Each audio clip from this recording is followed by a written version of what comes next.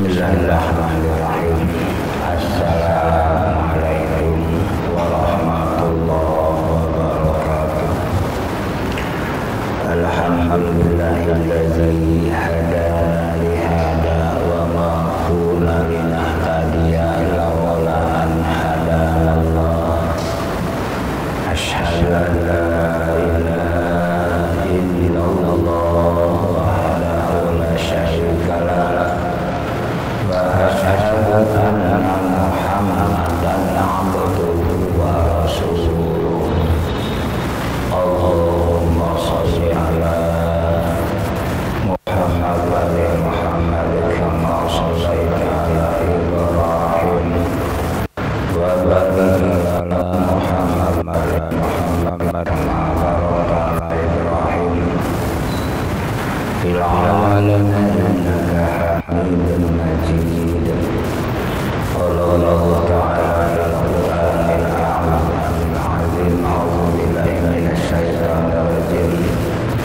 Allahu la ilaha illa huwal qayyum la ta'khudhuhu sinatun wa la nawm lahu ma fis samawati wa ma fil ardi ma dzalladzi yasma'u lahu ya'lamu ma baina aydihim wa ma khalfahum wa la yuhituna bi syai'in min 'ilmihi illa bima syaa wasi'a kursiyuhu samawati wal ardi wa la yuhituna hadirin yang Allah, tidak boleh bosan kita mengucapkan tahmid alhamdulillahirabbil alamin, karena Allah pun tidak pernah bosan ngasih rezeki, ngasih karunia pada kita, dan tidak peduli lagi apakah kita maksiat atau ibadah, bahkan tidak peduli kafir atau musyrik, tetap Allah berikan rezekinya. Kalau sifat balas kasih Allah yang khusus itu diambil oleh Allah satu di seluruh dunia, yang mendapatkan rahmat tidak hanya orang-orang mukmin, orang-orang kafir pun mendapatkan rahmat Allah, bahkan bukan hanya manusia, hewan pun dapat rahmat Allah. Tapi welas asih yang khusus yang disebut rahim.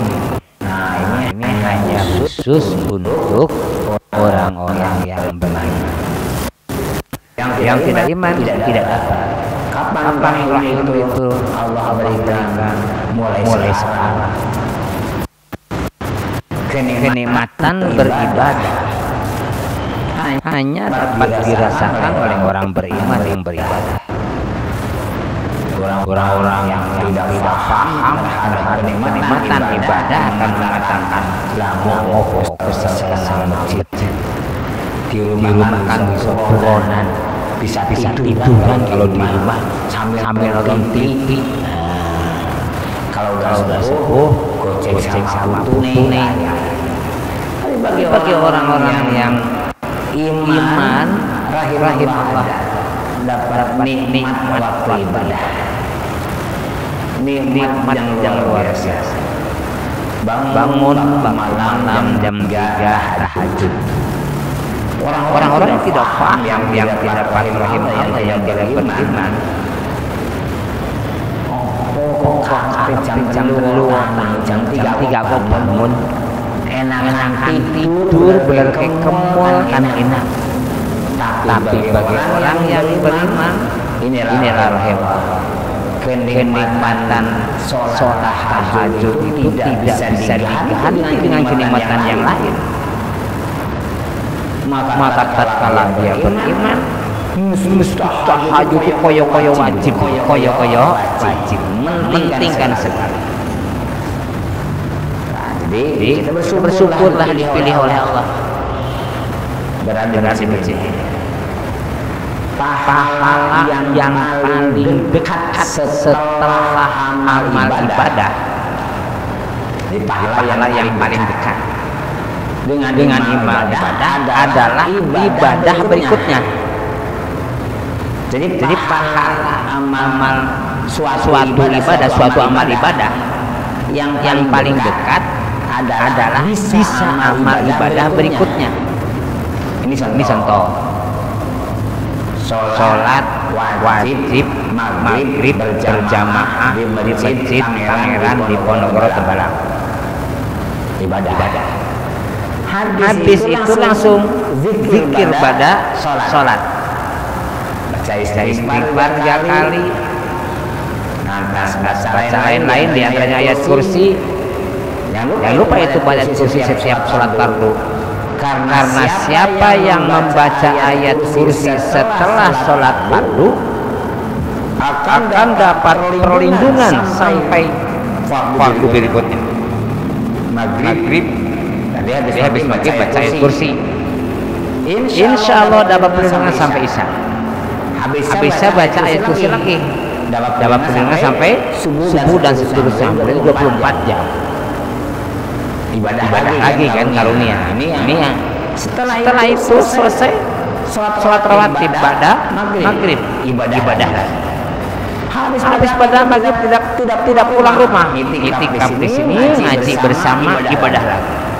Setelah ibadah ngaji bersama, sholat isya berjamaah. Jadi pahala yang paling dekat dengan sebuah amal ibadah adalah amal ibadah berikutnya. Sehingga tatkala mendapat pahala terus, maka ibadah terus 24 jam. Kata tidur pun dinyati ibadah. Demikian juga azab yang paling dekat dengan sebuah dosa adalah dosa berikutnya. Habis dosa lagi yang kena azab yang paling dekat dengan sebuah dosa adalah melaksanakan dosa berikut. Habis nipu orang dapat uang, digunakan untuk judi, dosa lagi. Menang digunakan untuk beli minuman keras. Ini azab Allah itu. Hari yang saya hormati, mari kita lanjut membahas ayat kursi. Mari kita udah bahas Allah inilah Jalalah ya. Ini nama yang khusus untuk Allah, dan kita mengetahui bahwa Tuhan kita bernama Allah bukan dari Kanjeng Nabi. Nama Tuhan kita tidak diberikan oleh makhluk. Jangankan antara kita dengan Tuhan, nama orang tua tidak bisa diberikan oleh anak. Orang tua lah yang memberikan nama anaknya. Karena kan orang tua duluan, terus si anak kan gitu. Maka orang tua itu masa makhluk kok memberi nama Tuhan. Maka Allah sendirilah yang menjelaskan bahwa dirinya bernama Allah. Surat Toha surat nomor 20 itu. Innani anallah, aku ini Allah, beribadahlah padaku. Jadi Allah lah yang menjelaskan. Kalau seandainya Allah tidak menjelaskan namanya, maka tidak seorang pun makhluk yang mampu mencari tahu nama Tuhan orang Islam. Karena tidak mungkin makhluk bisa mencapai Tuhan kita, Rabb kita. Jadi Allah lah yang ngasih nama dirinya, bahwa dirinya namanya Allah. Allahu la ilaha illallah, tidak ada yang wajib ditaati kecuali Allah. Ketaatan hanya kepada Allah. Maka tatkala kita taat kepada selain Allah dibolehkan selama tidak bertolak belakang dengan ketaatan kepada Allah. Demikian juga orang yang memberi perintah yang jelas-jelas perintah itu bertolak belakang dengan perintah Allah, maka dia sama dengan mengangkat dirinya sebagai Tuhan. Yang berhak memerintah itu Allah.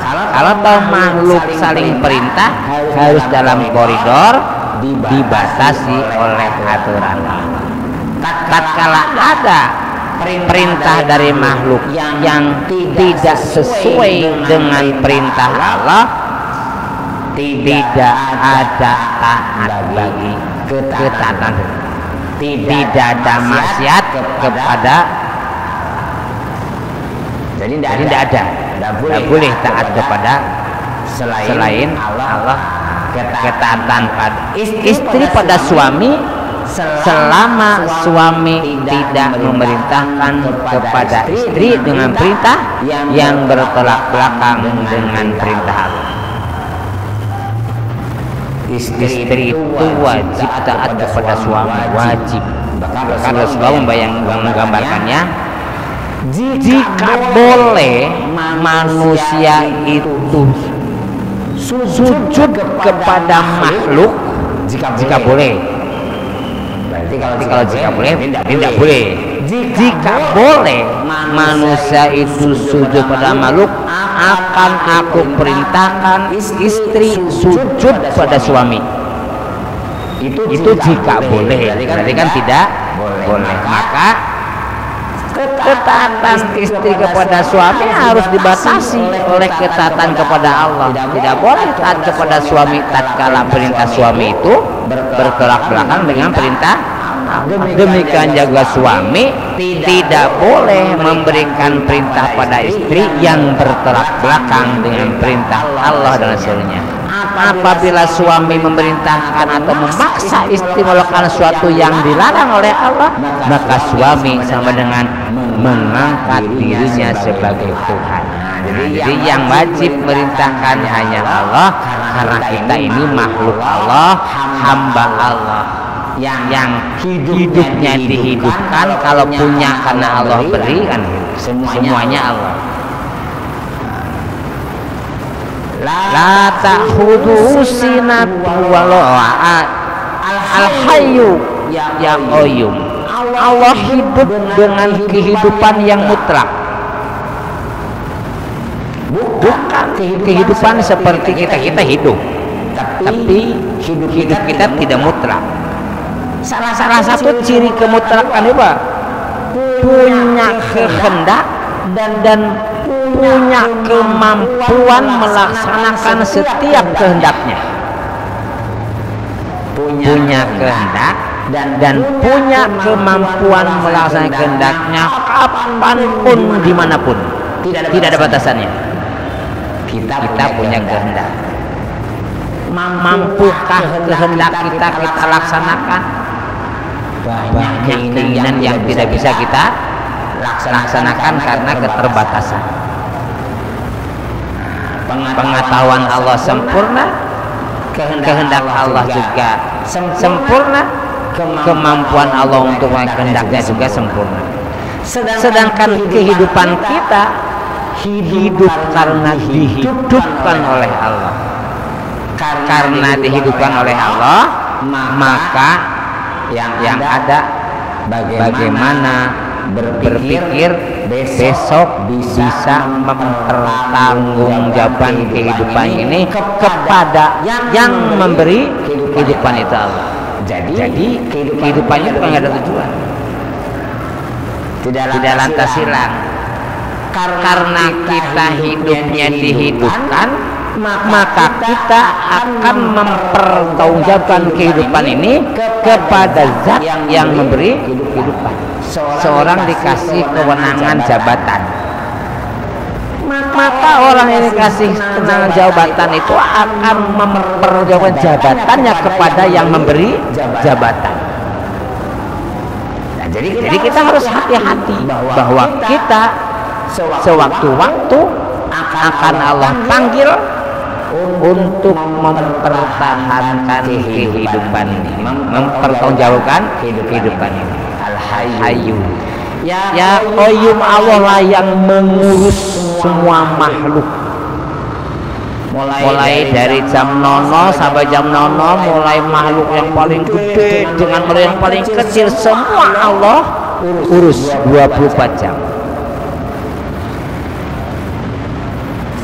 Seandainya ada daun, kalau di sini daun ini pete Cina ya, pete Cina kan kecil-kecil, udah merah atau garing jatuh, itu dalam urusan Allah.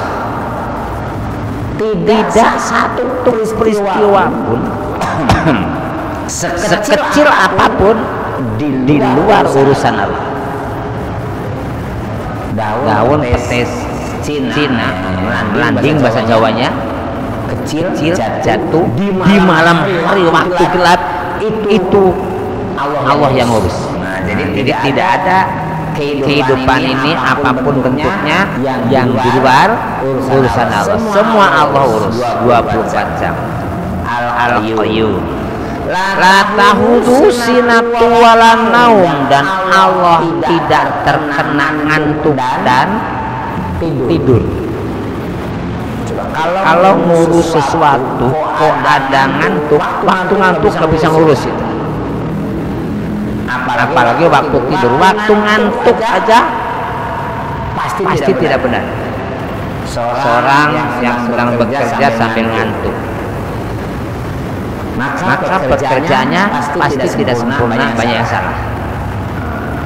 Maka Allah, karena Allah yang mengurus semua makhluk ini, tidak terkecuali apapun dan kapanpun 24 jam, maka Allah tidak terkena penyakit ngantuk dan tidur. Ngantuk tidur bisa karena berbeda. Kalau ngantuk belum tentu tidur, tapi sama-sama mengurangi kesadaran seseorang. Jadi Allah tidak ngantuk, Allah tidak tidur. Ini kalau bahasa Jawa itu ya, kalau sedang dizalimi terus dia jangan aja. Allah kan buatan sari, istilah bahasa Jawa, supaya dia dalam pengamatan Allah kan gitu. Itu bahasa Jawa. Tenang aja, Allah kan sari, nanti Allah balas. Jadi Allah tidak ngantuk dan tidak juga tidur. Lahu ma fis samawati wa ma fil ardh. Lahu di sini kepemilikan milik Allah lah, apapun. Jadi tidak kecuali lagi apapun yang ada di langit dan apapun yang ada di bumi. Berarti kalau sudah pakai ma, tidak terkecuali yang kecil banget, yang besar banget milik Allah, termasuk diri kita. Ini tangan kita milik Allah, milik kita. Karena milik Allah, janganlah tangan ini dibuat untuk melawan Allah. Kaki kita milik Allah, janganlah kaki ini dilangkahkan untuk maksiat, karena ini milik Allah. Semua yang ada itu milik Allah. Semua yang ada di langit dan bumi milik Allah, tidak terkecuali. Nah ini corona belum selesai. Corona milik Allah. Allah lah yang kuasa menggerakkan corona. Allah gerakan corona, bergerak, Allah hentikan corona, karena milik. Semua peristiwa Allah yang atur, semua yang ada Allah pemiliknya. Bahkan kejadian alam ini bukan hanya besok terjadi, malamnya Allah rencana, tidak seperti itu. 50.000 tahun Sebelum Allah menciptakan langit dan bumi, Allah ciptakan pena, kolam. Allah tugaskan mencatat apa yang terjadi mulai awal sampai akhir langit dan bumi ini semuanya. 50.000 tahun sebelum penciptaan langit dan bumi ini, alam ini, Allah ciptakan pena, ditugaskan menulis apa yang terjadi.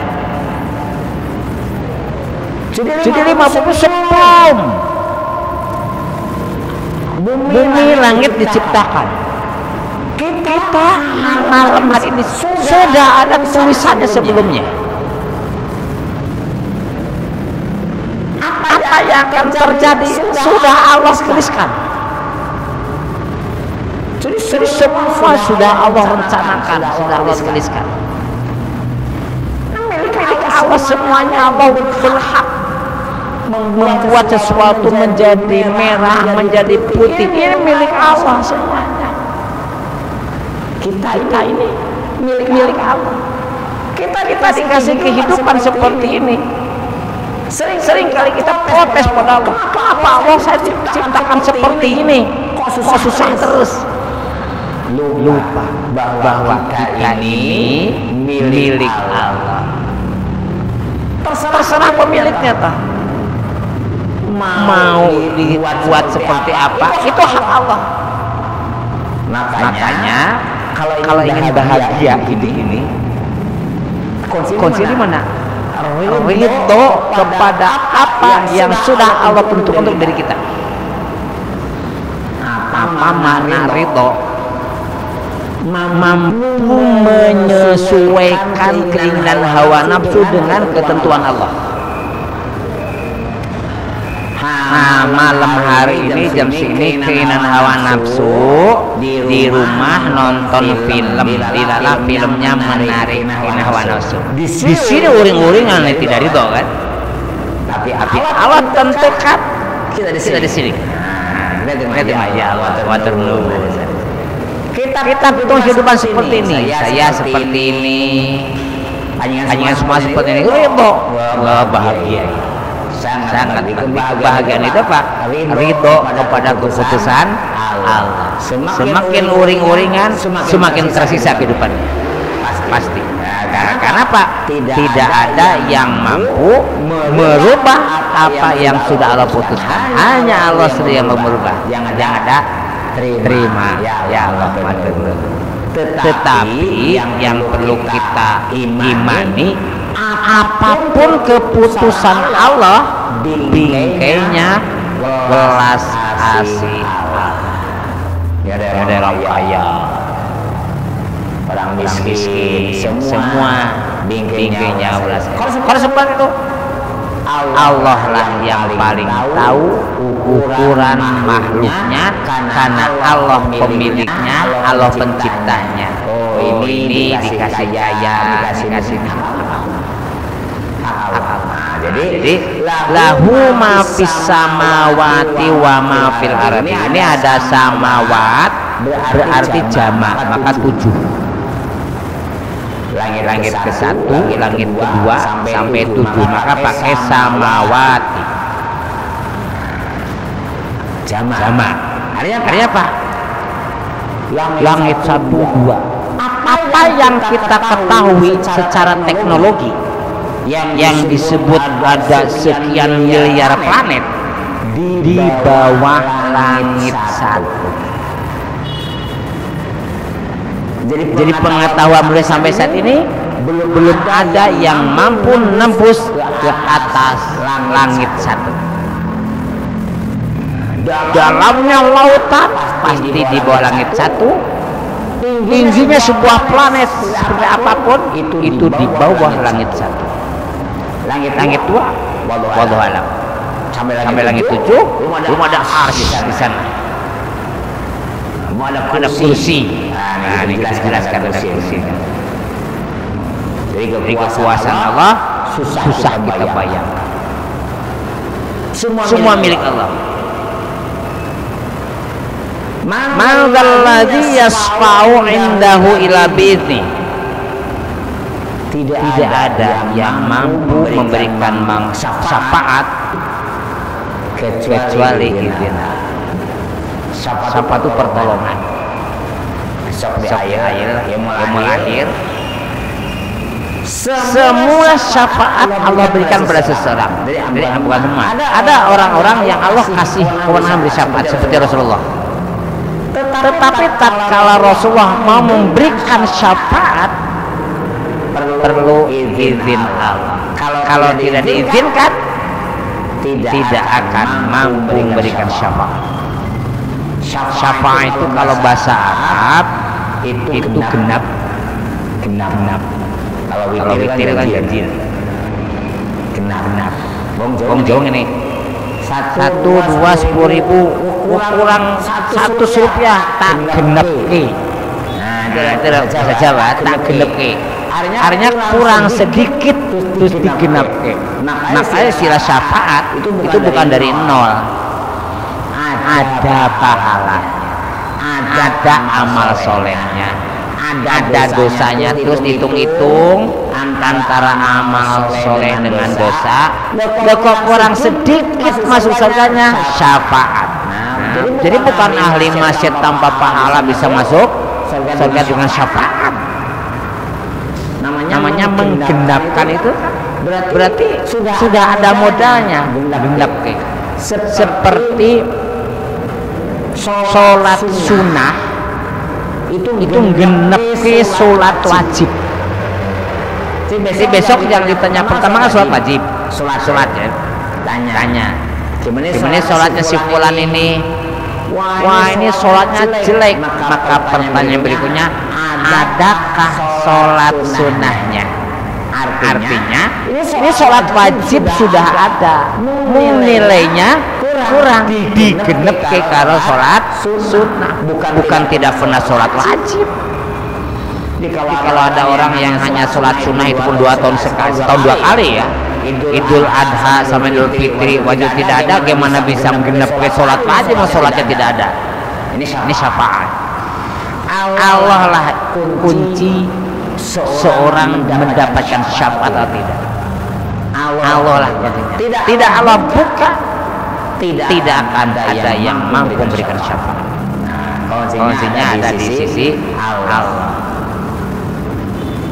Ya'lamu baina aydihim wa ma khalfahum.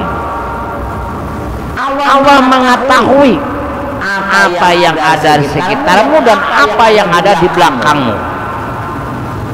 Artinya apa? Tidak ada sesuatu peristiwa kapanpun terjadinya, dimanapun terjadinya, yang tidak Allah ketahui.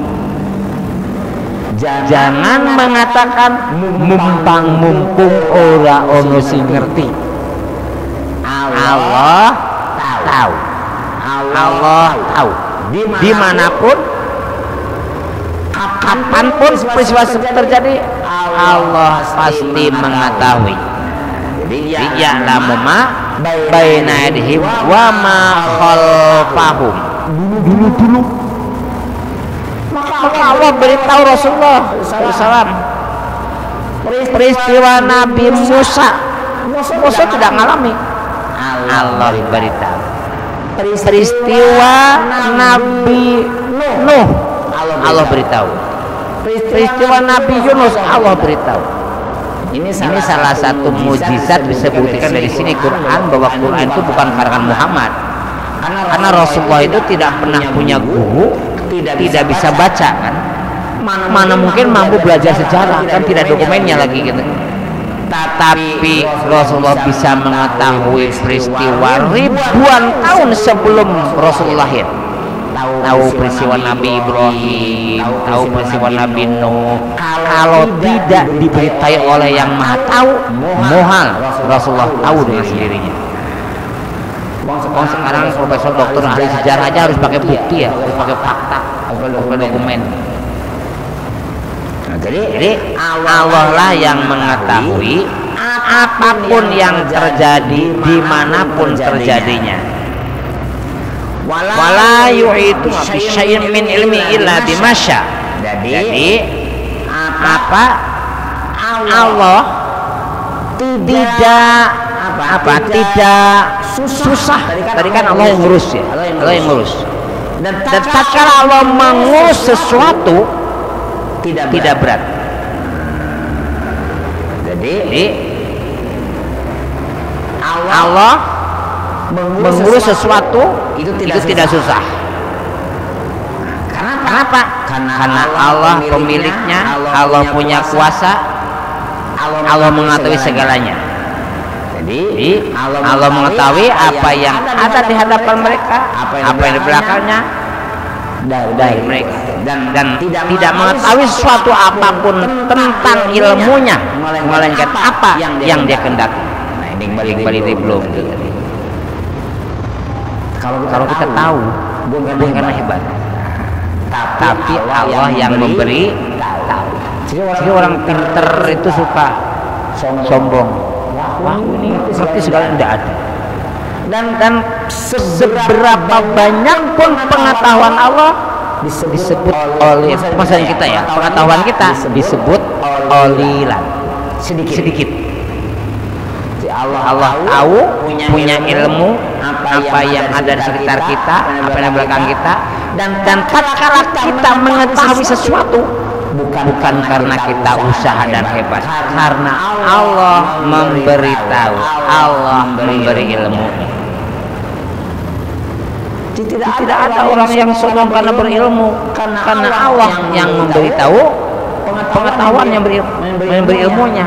Tidak satu pun ilmu yang diberikan oleh seseorang tanpa Allah berikan. Seorang dokter, spesialis macam-macam, dia tahu banyak ilmu penyakit, Allah yang berikan.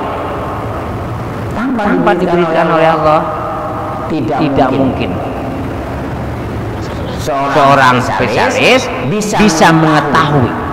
Kalau kita punya ilmu, kita bersyukur karena Allah memberi tahu. Rabbana la ilma lana illa ma 'allamtana. Hanya Engkau aja Allah, saya tahu karena Engkau beri tahu. Untuk apa disombong? Tahunya ada karena Allah beri tahu. Nah, hari yang saya hormati, kemudian ini sudah hampir Isya.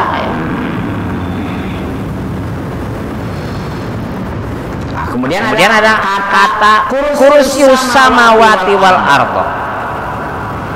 Ada kursi. Ada macam-macam pendapat kursi itu, tapi pendapat yang paling benar seperti apa kursi Allah? Seperti kursi Allah itu. Karena Allah tidak memberatkan, tidak menjelaskan seperti apa kursi Allah. Tapi kalau ingin tahu luasnya kursi Allah, dalam sebuah hadis sebutkan, kalau kita melemparkan ini apa giwang ya, yang suka anting apa ya istilahnya itu, yang ada di telinga ibu-ibu itu, kan mungkin besar itu, lemparkanlah di tengah padang pasir. Giwang itu bumi dan seisinya. Padang pasir adalah kursi. Jadi kursi Allah luasnya jauh lebih luas daripada bumi langit seisinya. Bagaimana kita mau memakan kursi dengan kursi yang kita miliki? Sehingga yang mengatakan kursi Allah itu adalah kekuasaan Allah. Wallahu a'lam. Yang jelas kursi Allah seperti apa? Seperti kursi Allah. Luasnya seperti apa? Rasulullah memberikan gambaran giwangnya yang ada di telinga itu, lemparkan padang pasir. Giwang itu adalah langit dan bumi, sedangkan padang pasir adalah kursi Allah. Belum lagi arsy. Lantas berpikir, kita sebesar apa? Baru bumi langit saja dibandingkan dengan kursi Allah itu seperti uang yang ada di kuping itu dengan padang pasir. Lantas seperti apa kita? Kecil banget. Kan di depan Allah jadi kecil. Kecil tapi sombong kan itu. Nah, ini kursi sama. Kemudian dia bahwa Allah itu pemilik kursinya, wala yaudhuma, dan Allah tidak berat untuk mengurus antara langit dan bumi. Kita punya anak 4, 5 atau 3 atau kan 2, berat banget mendidik anak angel nemen. Ada HP, ada apa. Allah ngurus langit dan bumi tidak keberatan. Wala yaudhuhu hifdzuhuma, tidak ada berat. Padahal bumi dan langit. Tapi kita ngurus keluarga aja berat. Makanya di akhir ayatnya wa huwal aliyul azim, pokoknya Allah tuh maha tinggi dan maha azim. Detik inilah harus meresap ke dalam tubuh kita. Kita kalau baca ayat kursi, kita ini nggak ada apa-apanya di depan Allah, malu di depan Allah kalau ngaku hebat, malu itu. Kita ini pemiliknya Allah, tidak punya kuasa apa-apa. Kalau toh ngerti, kayaknya Allah kasih tahu ngertinya, kok masih sombong di hadapan Allah. Oleh karena itu, maka tatkala orang mampu menginternalisasikan ayat kursi ke dalam dirinya, ke dalam tubuhnya, maka tatkala membaca ayat kursi itu, setan akan jauh dari kita. Dari ini ruyah. Jadi kalau ingin meruyah, bacakan ayat kursi. Tidak usah minta tolong siapa-siapa. Toh kita hafal ayat kursi. Jadi ayat kursi itu untuk meruyah, untuk musir setan gitu. Tapi masalahnya seberapa dalam keyakinan kita kepada itu. Satu ayat bicara 17 nama Allah dalam satu ayat. Allah la ilaha illa huwal hayyul qayyum sampai aliyul azim, semuanya 17 sifat Allah dijelaskan dari kursi.